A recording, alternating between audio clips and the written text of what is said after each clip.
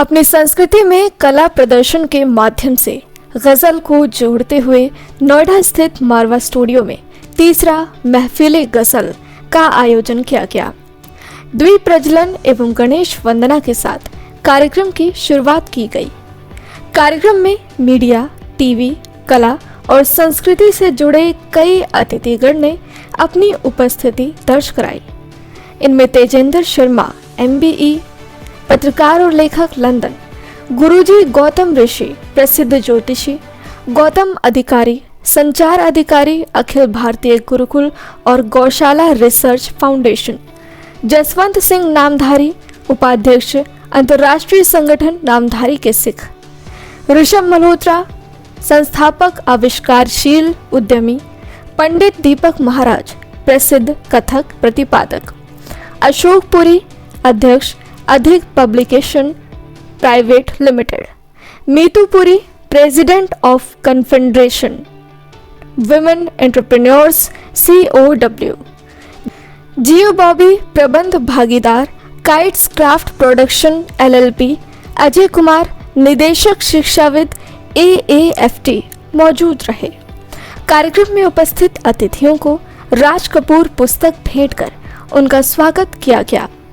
ICMEI के संस्थापक doctor Sandeep मारवा ने उपस्थित सभी लोगों का शुक्रिया अदा किया और कहा कि हमारे जीवन में कला, संस्कृति और संगीत का बहुत महत्व है। संगीत और गजल के बिना हमारी जिंदगी अधूरी है। जब आप अपने मन की बात सामने वाले को नहीं कह पाते, तब गजल की 2 पंक्ति से आप अपने मन की पूरी बात उन 2 पंक्तियों में बहुत सरलता से कह देते हैं। सही है कि अगर आपको कला, संस्कृति और खास तौर पे म्यूजिक से अगर आपको मोहब्बत नहीं है तो आप समझिए कि आपकी जिंदगी अधूरी है।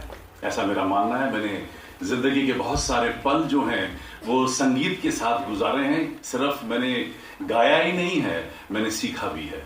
और शायद यही वजह थी कि जब हम लोगों ने यहाँ फिल्म स्कूल की पूरी तैयारी कर ली थी और हम लोग अपना नाम बना चुके थे, तो सबसे पहले मुझे ख्याल आया कि हमारे पास एक स्कूल ऑफ परफॉर्मिंग आर्ट्स भी होना बहुत ज़रूरी है, क्योंकि म्यूजिक बगैर पूरा फिल्म स्कूल जो है मुझे अधूरा सा लगता था। कार्यक्रम में सरदार वल्लभ भाई पटेल की जयंती पर डॉक्टर संदीप मारवा द्वारा सरदार वल्लभ भाई पटेल पोस्टर लॉन्च किया गया।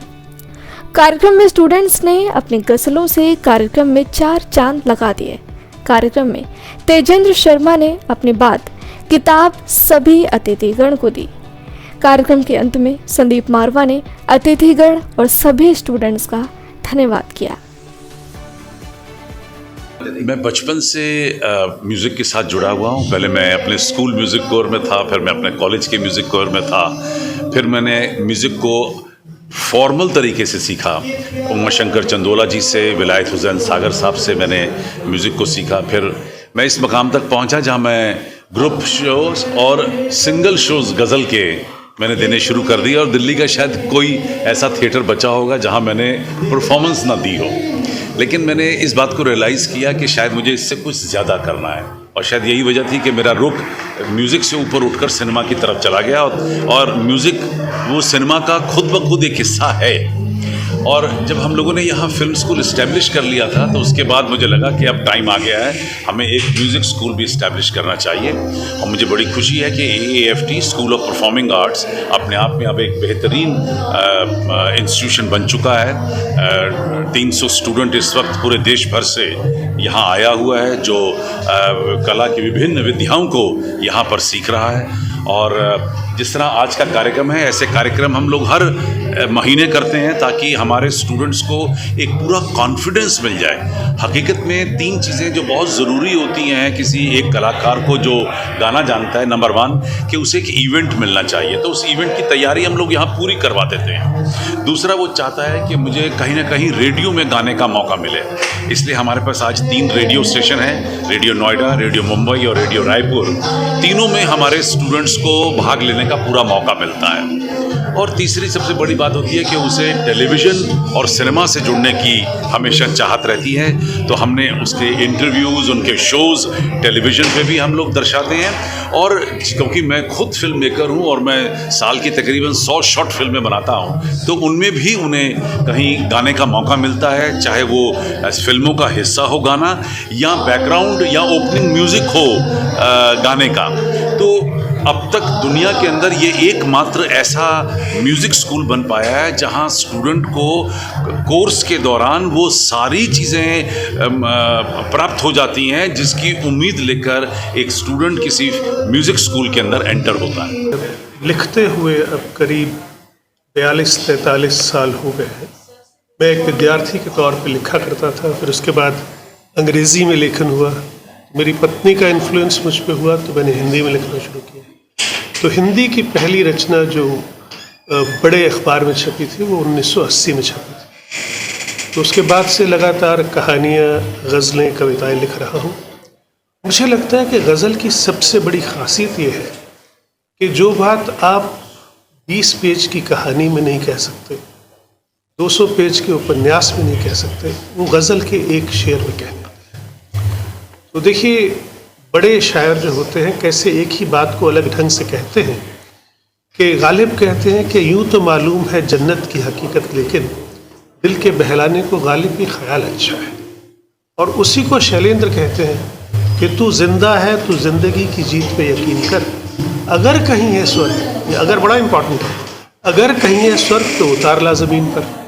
तो शायर की खासियत ये है कि वो कम से कम शब्द खर्च करके गहरे से गहरा अर्थ हमें देते हैं और ज़िंदगी के नए मायने हमें समझाते हैं। मैं अपना एक बहुत छोटा सा परिचय देता हूँ।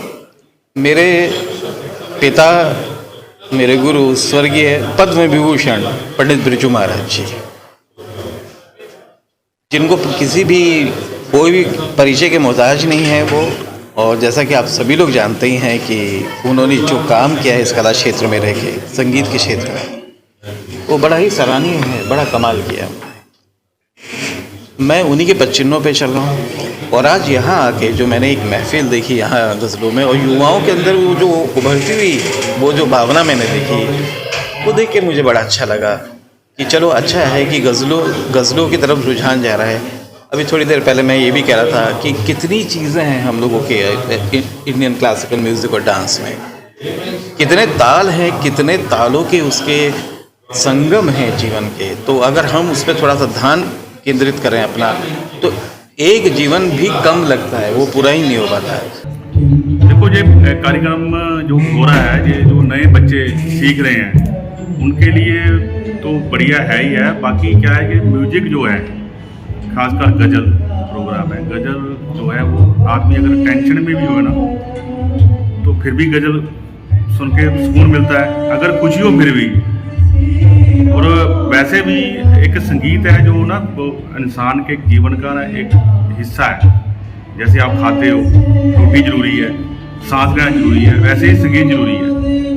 और ये जो अभी 12वां स्टूडियो में अभी कार्यक्रम में हम लगाए, संदीप जी जो कर रहे हैं, नए बच्चे तैयार करें, इनके तैयार किए हुए बच्चे पूरे विश्व में फैले हुए हैं। अच्छा प्रोग्राम ऑर्गेनाइज़ किया है संदीप मारवा जी ने, AAFT का। मैं प्रेसिडेंट हूँ कॉन्फेडरेशन वुमेन एंटरप्रेन्योर्स की, मीतुपुरी। मुझे बहुत अच्छा लगा जिस तरीके से स्टूडेंट्स को ग्रूम अप किया गया और जिस तरीके से प्लेटफॉर्म दिया गया है। उनका कॉन्फिडेंस लेवल्स इतना ज़्यादा है कि वो आज से ही तैयार हैं अपना जॉब या वर्क के कुछ भी स्टार्ट करने के लिए। Great platform for the students and they are really brushed up. ऐसा लग ही नहीं है हम प्रोफेशनल से सुन रहे हैं या स्टूडेंट से सुन रहे हैं। बहुत ही ज़्यादा अच्छा लगा।